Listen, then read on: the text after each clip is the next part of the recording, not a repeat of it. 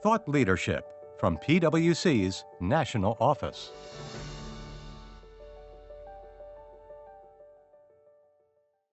Hello, I'm Heather Horn, PwC's U.S. Sustainability Technical Leader, and welcome back to PwC's Accounting Podcast. This is Sustainability Now. In today's episode, we're revisiting the GHG Protocol's first major updates. It's public consultation on the Scope 2 guidance, which closed for comment on January 30th. To walk through the latest, I'm happy to be joined again today by Colin Powell, PwC Canada partner and a member of the GHG Protocol's Scope 3 Technical Working Group. Couple quick notes before we get started. If you're listening and would like to watch this episode, check out the show notes for a link to the video, as well as other resources on GHG reporting, including 2 prior episodes with Colin, as well as a recent episode with Paul Muncher, a member of the Independent Standards Board at the GHG Protocol, which is covering the modernization of the GHG standards, including the Scope 2 guidance. All right, with that, let's get started. Colin, welcome back. So nice to have you back in New York. Thanks for having me. All right, so Scope 2 consultation, which you know I have personal interest in, it was released in October of last year, and there were over 180 questions, which I think was quite intimidating, and 60-day comment period. Yeah. And I think probably the first welcome thing that happened was that the GHG Protocol, I think, heard the feedback, and they actually extended the comment period. So comments were originally supposed to be due December 19th and then moved to January 30th. It's a huge difference. And I think hopefully something we'll see for future standards. Hopefully. Yeah, so we can talk about that maybe for a moment. But I wanted to talk a bit today about some of PwC's points of view. But before we do that, just to help our audience re-level set, can you just cover some of the major things that were proposed? Sure. So there's probably 3 big buckets of changes. One on the location-based emission factors, basically changing the hierarchy of emission factors to be more precise. So they just want more granularity, getting closer to the geography associated with the grid you're procuring, more time granularity, so trying to get to an hourly emission factor, and then using hourly consumption data, if available.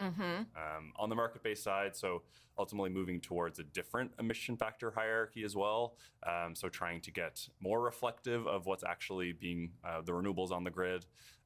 And then also the big headline is like hourly matching, and so requiring on an hourly basis the matching of market-based instruments. And then also just the legacy exemptions they've proposed on if you have an existing contract for RECs, for example, you can maintain that contract. So there was some big groundbreaking changes. So it is welcome that they extended the time period for consultations. But interesting how it fleshes out ultimately. Yeah, and also, I mean, to your point, I personally think this is one of the most complicated areas of GHG accounting. And it's the first one that we've seen the new standards. So again, definitely is really good. They gave us more time. And I do want to talk about PwC's points of view, and in particular, this few I want to quiz you on your point of view, and I can share mine. But maybe before we do that, I know you've been talking to a lot of companies, and I think what's a lot of interest to our viewers and listeners is understanding points of view sort of overall. So what are some of the things that you're hearing? Yeah, it's interesting. I think I've had 40 conversations on this for now. One of the first interesting thing is that a lot of our clients didn't know the public consultation was open. Oh, okay. And so the first thing that we should say is I think the protocol needs to be a bit louder on these things. But once our clients went into the questions, it was just very bewildering ultimately. It's how do I respond? Yes. There's so many questions here. Why do I have to go into the detail about everything that maybe doesn't matter to me? So I think some flexibility on the responses probably could have helped get some answers. And then on those answers, we saw a lot of my client base didn't actually respond individually, yes, but they're looking to respond on the sector basis. So the banking industry, the insurance industry, all will respond, but individual responses were probably not going to be that prevalent in the answers. Yeah, I mean, it's interesting on that point. I think we've seen that with a lot of other comment letters as well. And even I remember with the SEC climate proposed rule, which obviously is now stayed, that we did also see a lot of sectors responding versus individuals. Yeah. But back to your point about the fact they were it was hard to respond, confused. I mean, one thing we really noted is it almost was trying to drive certain responses, and they didn't ask some questions we would have liked them to have asked. And so it sounds like we're not the only ones that observed that. It's a little leading the witness. And and that also made some of my clients step back and be like, well, am I going to be heard in this consultation? Yes. So that, I think that's been one of the frustrations. But I think the changes themselves, right? Like them walking through, maybe some of them don't understand all the nuance. And so it was helpful to have these conversations. And I would urge all of us to have these conversations. Yes. Because it's pretty in the weeds, and a lot of a client base, like there's probably one or two people who are actually dealing with these calculations, but it does flow up through the decision matrix of aligning on exactly approaches and then disclosures. And so I think that the detail in the changes was important, but it maybe wasn't explained the best. Yeah. I felt like the explanations were rather brief considering the significance. And I think something you and I have talked about before, and our regular listeners know, like I come from the power and utilities industry, and I still was confused by some of what was being proposed. And so I just feel like for someone who is either not deep in the industry, not deep in GHG, it's really hard to even understand what the potential implications are of some of these changes. Yeah, and I think that's what it is. There's a bit of frustration in there of like, okay, well, I don't know exactly what's going on, so I don't really know what to do about it. And so I think there was a lot of just frustration with the extreme changes that they saw, and a lot of, what's the point? Why do I have to go do this? And how is this going to help me, say, decarbonize or choose better suppliers for XYZ? Like, I think there was a sense of, is this too much, too fast? I think that aligns with the PwC view generally too, but a lot of frustration with, why? So it's an interesting point, and maybe this is a broader question, but do you think that's something we may see then for the other proposals, that maybe they won't go as far, or it's hard to say? It's hard to say. I mean, just having been involved so deeply in the Scope 3 one, I'm seeing them go farther than I think that they should. I am but one voice in these working groups. So I think they'll probably aim to push the limit a little bit. Maybe the expectation is that public consultation will bring it back. Or that there'll be some decisions like maybe pushed out to the next round of revisions. They've committed to doing this every 5 years. It's probably a not big commitment. Probably not to like the full scale they're doing now, because it's been like 20 years since the corporate standard's been changed. But the 5-year program, I think, permits them some like, okay, let's wait to change this, or let's pick this up in another year, or maybe it just needs more time. Let technology catch up, like whatever the case may be, practice develop more. That makes sense. So if we think about our consultation that we submitted, and we definitely did not answer all 180 questions, but we answered a lot of them. And it is available on Viewpoint. I encourage our listeners to check it out. But what are some of the big themes you would say that we saw when we looked at the proposal? I think, generally we support the ambition, right? Like the idea of it all is very much aligned with our thinking. I think one of the big challenges is just implementation, feasibility, data availability, right? Like the push on granularity for location-based emission factors, like that data is just not available. And so the requirement of it all, like the shall of it all, is just, why are we forcing companies to do this when they may actually have to prove that they can't do it to an auditor, for example, right? Like, so there is, that's the key term that keeps coming back from the client is like, this seems like a lot of work. This seems a lot of burden for what am I getting out of it? So I think that's like that feasibility and data availability piece is one of them. I think it's one of the comments in our letter that I particularly think is telling is that, you go from right now for one location, you probably have one emission factor and then the electricity. So basically 2 numbers you're multiplying, and then I guess global warming potential. And then now if you go to hourly, you've got 9,000 almost data points, plus then all of the electricity, and it's like an exponential amount of data. And so, when you're talking to clients, what are they saying from feasibility? Just data management. Put aside availability, but data management. We have some global banking clients with like branches all over the world. And so now you have to do 9,000 of those calculations times hours. It is just not feasible with their current systems, but also the data is just not there from their utility provider, and the emission factors aren't there because the government isn't providing them, or the provider of the emission factors. So I think like all of those things combined is just, why are we going so so far without a consideration for feasibility. Yeah. And that is, I mean, that's one of the decision-making criteria that is used. And I think that is, like, because I introduce them to a lot of our clients, like, here are the 5 things we consider as we make changes to the protocol. And oftentimes the question is, okay, well, how closely was that feasibility one considered there? Right. Yeah. Yeah. No, that makes sense. Any other themes you want to highlight, or I have some questions otherwise? I think like the one thing I really enjoyed about our response is the market-based issue. And so, the market-based calculation, there are a lot of changes to the emission factor hierarchy. Some we generally agree with, pending more information, like the standard supply service, changing from like a fossil fuel only factor. Like, the idea is good. I think the devil is in the details, and that's generally our comment is like, support, but we need more information here. Yeah.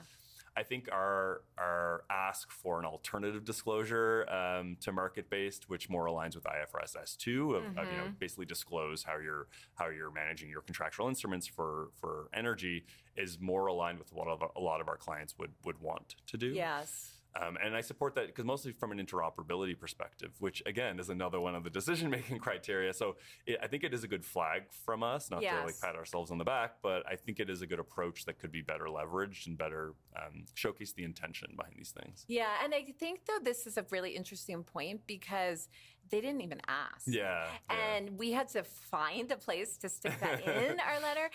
But if you go back and look at the feedback for the 2023 consultation, that was highlighted as a point. So it almost felt, what's interesting to me, interoperability is supposed to be important, feasibility, and this prior feedback, and it just felt a bit like it was disregarded because I didn't even ask, is this something you wanted, and so, or if people wanted, and so. Who, I guess, ultimately, I know the technical working group advised, but who is the one that's saying this is what we're going to ask questions about? Yeah, the scope is guided by the Secretariat ultimately, because it was meant to be that compendium of feedback that was in the initial outreach. And so I think they're shaping the conversation and the working groups are responding to that scope. Yeah. There is like that back and forth with the Independent Standards Board, but ultimately they're not going to push us in a different direction. They're just going to respond to the existing scope. And so I'm not sure if it was ever raised, okay, well, is there an alternative to market-based? I think it was just like, okay, we have location-based and we have market-based. Yeah. Now let's go down this path. But this ultimately, the response that we gave is an alternative to market-based. You could consider it your market-based disclosure. Yeah. And I mean, do you think this is a key point? Because even as we were discussing our feedback, there are, and I want to make sure we recognize here, a lot of companies that market-based is very important. Yeah. They're using it to manage their emissions. Yeah. They're setting targets, goals, otherwise. And so for those companies who don't want to take it away. But if you are a company that's not managing that way, or maybe you're located in a very green location, then yes, let's do this alternative. So I think it'll be interesting if we're going to be a lone voice. I know. Or if others will even think to give that type of feedback, given the way the questions were written. We had, like, a lot of my clients have said, that's really interesting. Can you show me an example? And of what like an IFRS S2 disclosure would look like. And PwC Global's report is actually a really good example. It's like maybe 3 paragraphs is the disclosure next to the location-based scope 2, right? And so they're often like, oh, okay, I get it, but I also get the benefit of doing the market-based, but I would love the option of doing that. Yes. And again, I think you made this point. If you're an IFRS reporter or you're following those standards, then that means you're having to create the market-based just for the reporting with the protocol. So, it's interesting. We talked a little bit about data availability, but anything else you wanted to touch on there? Well, data management, but let's just talk a bit about the availability. I think, from utility perspective, like no company is getting hourly data. You often may get data fixed in future periods, so you're going to get it like ultimately rectified. And so you're never really getting real-time data from a utility. So a lot of clients are just like, how is this ever going to happen? Is this going to happen in 10 years? And so I think that, again, just the recognition that this isn't possible right now, and a lot of the approaches aren't available. Yeah. Well, and I think put aside the utility, because someone at some level has that data, and it's to share it. But emission factors right now, I mean, most companies are using 1 or 2 year old emission factors that are annual, and then they want to go to hourly. Like, how about monthly? Yeah. Or, it feels like that's where I felt like they were really missing. There wasn't a lot of middle ground proposed. Yeah, and I think that's where you're not going to see much change in the disclosure if this stays as it is, because the data is just not there. No one's going to have emission factors for that level. So they're just going to disclose they can't do what. Well, exactly. And so are we requiring that? And now everyone's going to have a disclosure that says oops, I'm sorry, we can't do this, and then have that for the next 10 years.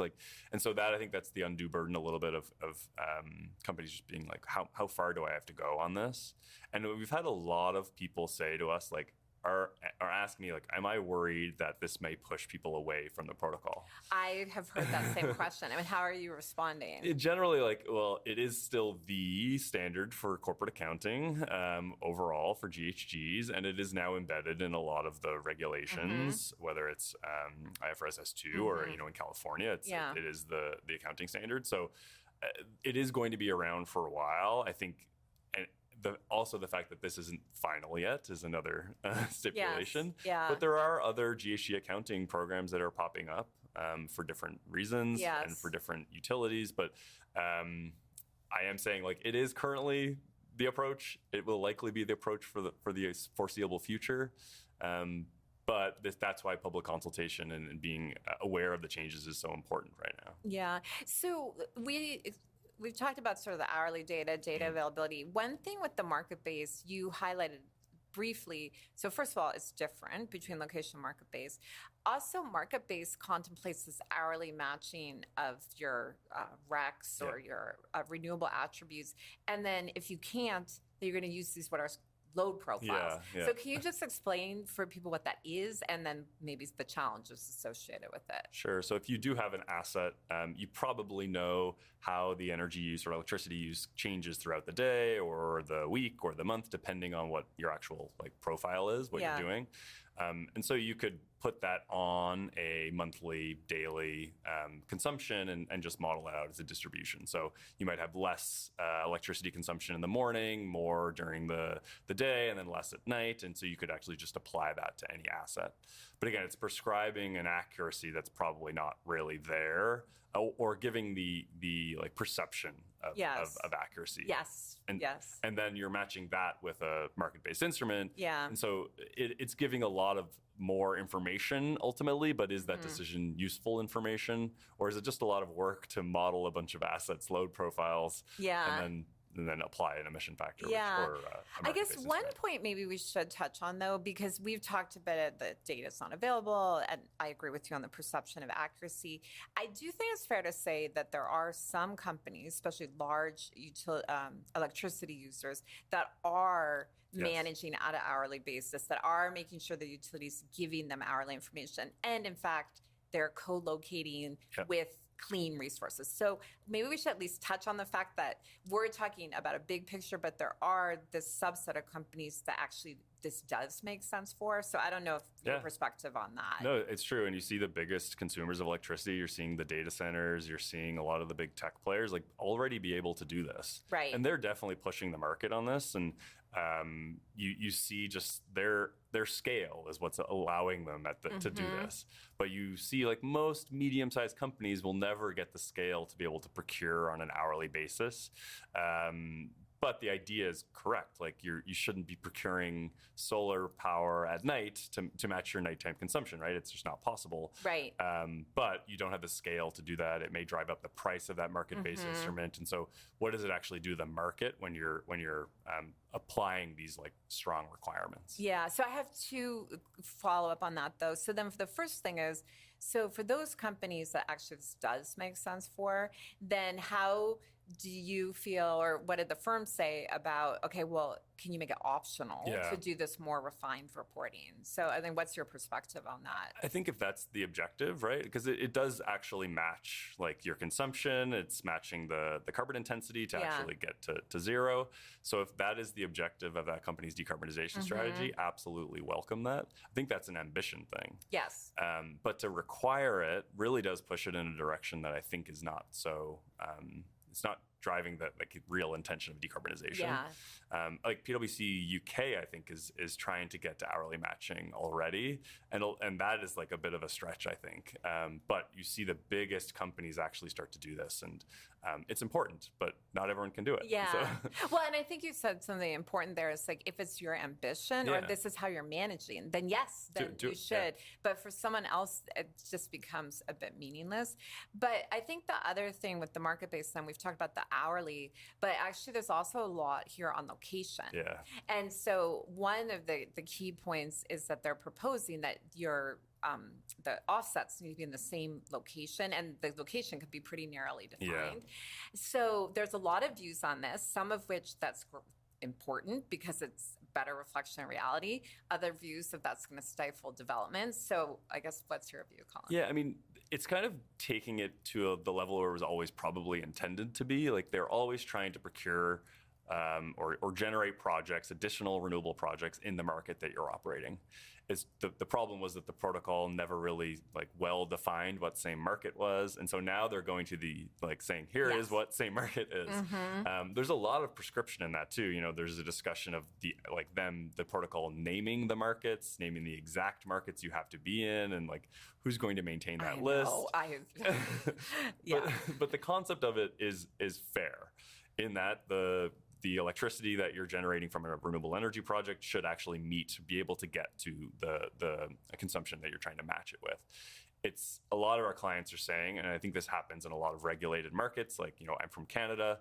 There's probably only one jurisdiction where you could build a PPA. Yeah. And so that jurisdiction is certainly not meeting most of the other population centers in Canada. So a lot of companies are like, well, what am I supposed to do? I can't match a lot of my consumption. Mm-hmm.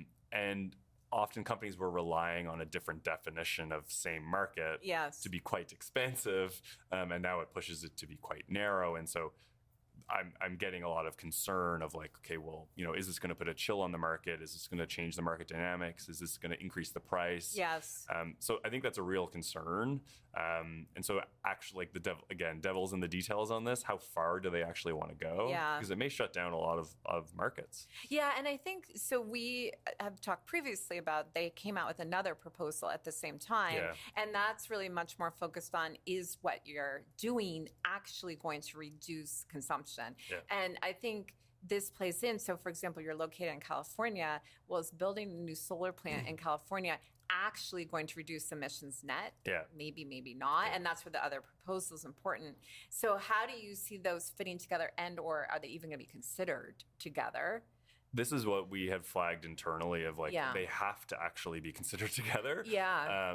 Almost like it's another criteria, just the avoided emissions piece and just understanding the emissions quantification there. Because that is fundamentally the flip side of the deliverability piece, right? Like you're going to build a lot of renewables in Texas, but Texas already has a lot of wind on the grid, but that electricity can never get to any other grid because Texas is isolated. And then they might need to build other like gas plants to have grid stability. Yeah. So, I mean, it's a real challenge. And I don't think, and they've considered them separately, like in the consultations are considered separately. The interplay isn't considered. They're not asking questions on them like together. Yes. And so I think this is something that will come up. Yes. And I wonder if there'll be just some considerations of how to fit them together. Yeah. Well, and I guess to that point, there was a very small handful of questions that didn't even, I don't think, deserve their own subheading, which I was sad to see, about would you give an alternative metric? So if they go down this path of saying it has to be this very close location, well, what if you do invest somewhere else? And most of our listeners will know Marcin Olewinski. So Marcin's from Poland, and he and I kept looking at the map of Poland, which is like cold, like really cold. So we kept saying, well, what if I do build a solar plant in Poland, but I'm in California? Yeah.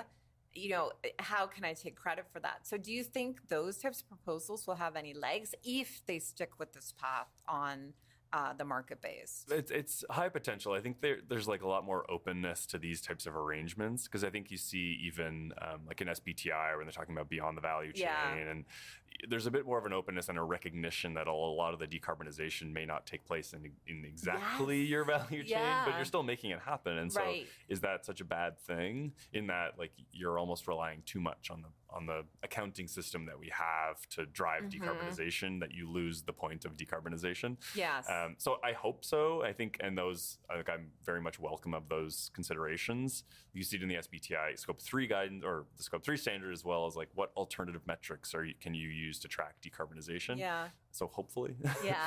But I think it's interesting, Colin, because you mentioned the fact that it's very prescriptive in the standard and in few places of like these markets this, these markets that. And I think it highlights then that this is incredibly complex. Yeah. The way electricity operates worldwide is incredibly complex. There's a huge number of challenges and pros, cons of different approaches.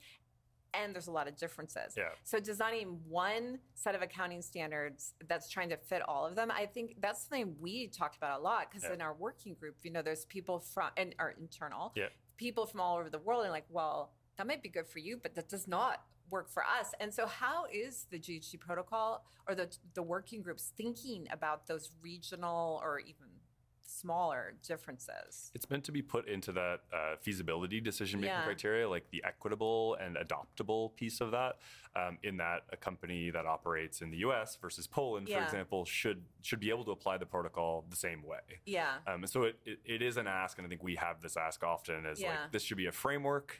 It shouldn't be so prescriptive. Yes. And that is a lot of our comments in there, is like, maybe we should just build out the framework for these things. And that's what the Scope 2 quality criteria generally is, right? You should be able to go through step by step and say, yes, yes, yes, no. And so that's still there. I think what they've done is just provide a lot more prescription in those criteria. And so it almost takes you out of the framework. Yes. If they're giving you like, in this region, you have to use this thing. Yes. It takes you away from it. So I wonder if in the public consultation, you'll see some softening of that. And not meant to like soften the intention of the decarbonization, but just drive it from a framework perspective, allow it to be more equitably applied. And hopefully like support the intention at the end of the day. And again, it's like if we had a perfectly global electricity system and all these, the real problems were solved, then the reporting would be easy. But that's not the case. No. So, So I think your comment, though, is a good lead in. There's exemptions proposed.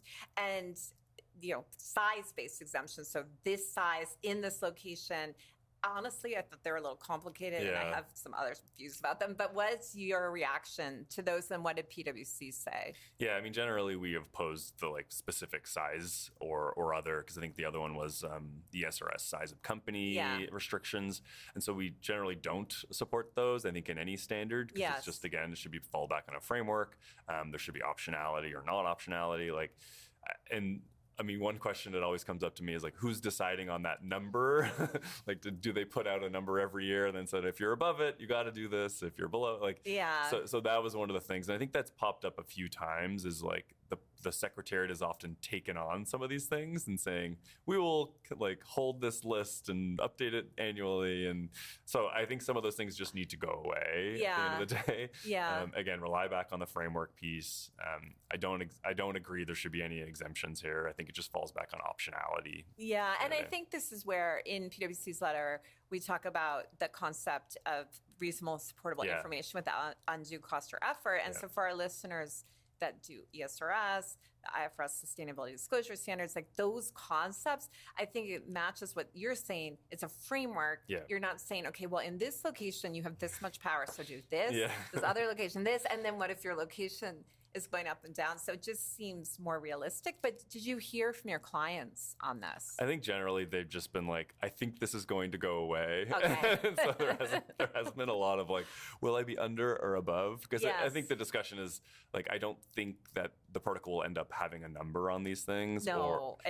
So it's like almost an expectation that it will be softened. Okay. That makes sense. Which, I mean, at the end of the day, that seems kind of bad to me, that, the protocol is putting out things that some of our clients think, oh, that's not going to stick around. Whatever. That's too far-fetched to stay. And so that is a bit of a red flag to me. And that good indication that things may be a little too far, too fast. Yes. So another thing that I know we spent time debating is around these so-called legacy clauses. I think from an accounting point of view, we might call this more grandfathering. And this is the idea, we're putting new standards in place, but if you have existing contracts, you can continue to account for them. There's a lot of pros and cons. So can you highlight a few of those and then maybe give a point of view? Yeah, I mean, and sometimes these offtake agreements are long-term, 10 to 15 years, just to make them economical. And so I do think it makes sense that there's this exemption or grandfathering. Yes. And that was a lot of the questions that I got from my clients is just like, hey, I'm actually in a contract right now. Yeah. Can I maintain this? And it seems like they're going to keep that, and we support that. Yes. I think, part of the cons is that you're having then two dual systems for reporting, and I don't know exactly how a company would do that. Yes. How would we then audit it as well? So it creates some challenges of just like a transition that may be a bit longer than you would hope, especially if you have a longer offtake agreement. Yeah, some of these are like 20 years yeah, long. Yeah. So I think that's probably going to be the implementation challenge here, and then how it shows up in a report. Is it an asterisk, or is it a bit more detailed than that? Yeah, but I think to your point, there's real economic consequences then. If you were to say, oh, well, this contract did qualify, and then, oh, sorry, no more. Yeah. And then what's the company supposed to do in that situation? Yeah, exactly. And they're making long-term bets on this. Yeah, so hopefully, at least for now, we think there's, the fact it was even in there, I think it's a good indication they're thinking. Yeah, for sure. So I think those are my key ones I wanted to ask, but anything else that stood out to you want to make sure we talk about? I think there are next steps here. The protocol takes this work back. Essentially, they run through the scope of work again with the comments in mind. And so is there general consensus that we're in the right path, or are there any big red flags that we have to go revisit? And then it's almost like back to the drawing board with the working group, and it goes back to the independent standards board. So again, it's not the final say. There's a lot more to come. I will say the one thing that will come out of this is it's likely the actual standard will probably shift a few months. I was going to ask you about that. Well, there's a few reasons, and it's not just on the scope 2. It's mostly because of the ISO relationship we're hearing, because of the relationship with the ISO and GHG Protocol Secretariat, is that ISO is going to have a bit more say and input into the process, because it didn't exist when this process started. And so I think it was just finding the right place for this. And the market-based approach doesn't exist in the ISO standard, but it's likely that there's going to be some sort of discussion. So more from a broader corporate standard scope 3 perspective is that the ISO relationship will now shift things a little bit, probably to give them more time to respond. So for our listeners that either didn't fully understand the agreement that was announced, or that maybe didn't see it, can you just explain what is this new relationship between, well, first of all, what ISO is, and then the relationship between the two? So ISO is the International Standards Organization. They have standards for a lot of different things, not just the environment or climate change, but there is an existing corporate accounting standard within ISO 14064. It is slightly different than the GHG Protocol. So the GHG Protocol was built on the ISO standard. The GHG Protocol expanded a lot of things, added a lot more prescription in there. Yes. And so the relationship that was announced later last year in 2025 ultimately was a sharing of responsibilities, not two different standards for corporate accounting anymore. And so part of the relationship is now to co-build these standards. Just the timing of the relationship didn't work out with the timing of the initial revisions. And so this is now almost an insertion of the ISO relationship. The other thing that they're going to be building side by side, and they've already started this process, is a carbon footprint accounting standard. So that will be done in parallel together. Whereas this is a bit more, okay, well, now we have the relationship, let's work together on aligning on the standard.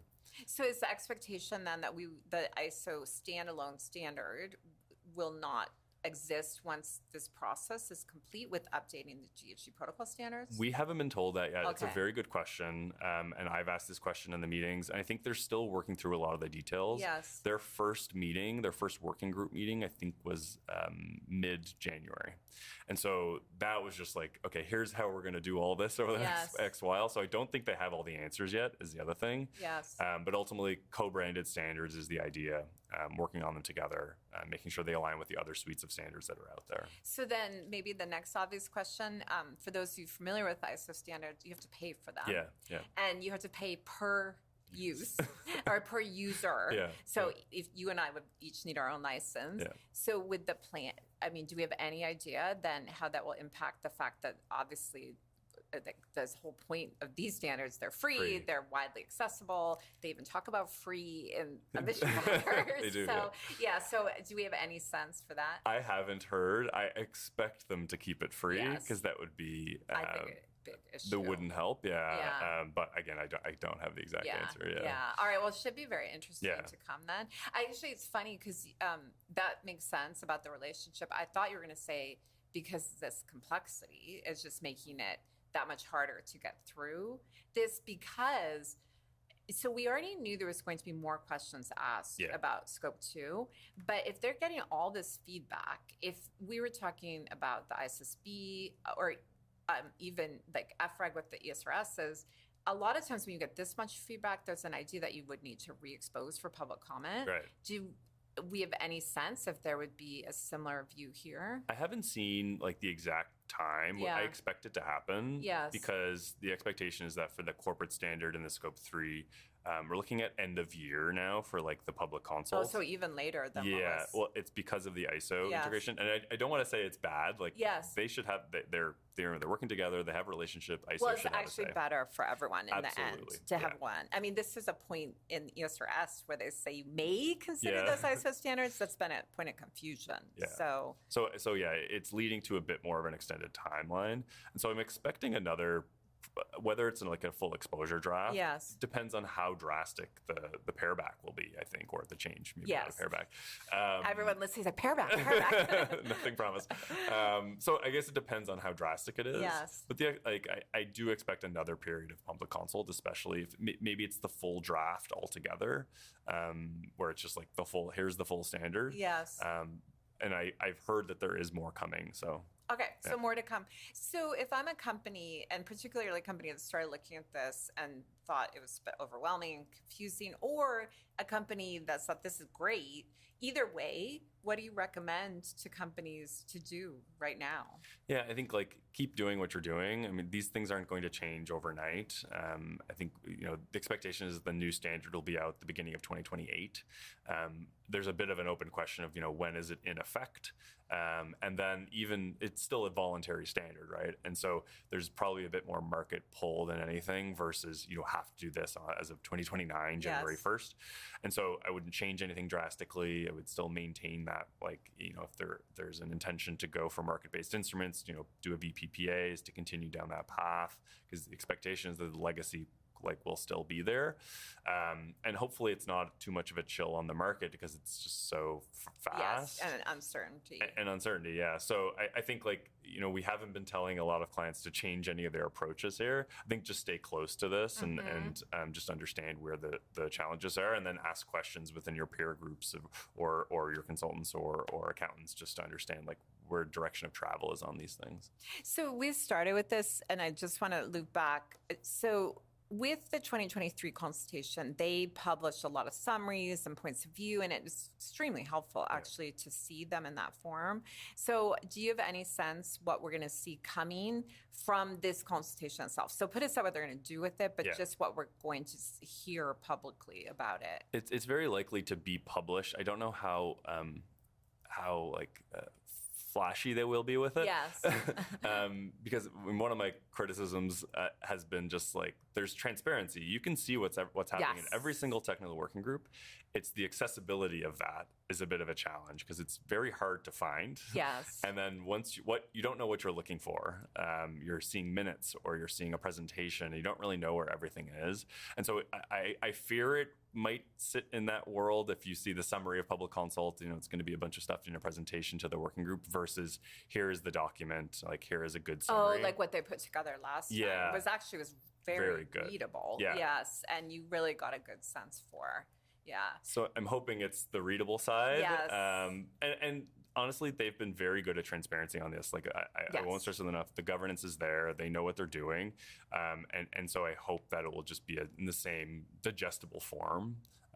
That has been one of the asks, help us bring this to the light. Yes. And so I trust it will be in some digestible form. It's just like, where will it sit and when will they tell us? And, Yes. Yeah.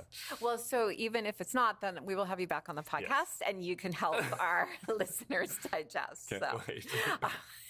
That sounded slightly sarcastic, but that's okay. No. All right. Well, Colin, it's always such a pleasure to talk to you. Look forward to continuing this conversation. For sure. Thanks. Thank you. And then to our listeners, thank you as well for joining us. And it's always nice to have you with us. And please join us again next week for more from Sustainability Now.